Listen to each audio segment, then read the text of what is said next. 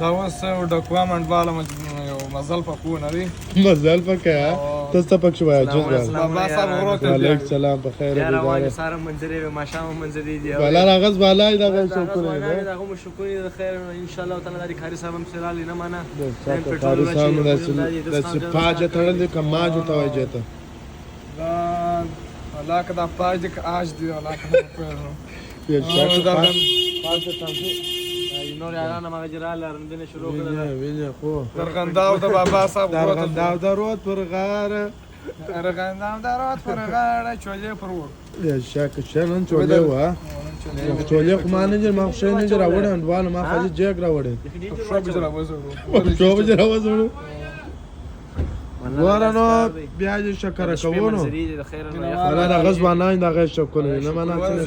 څنګه وېسل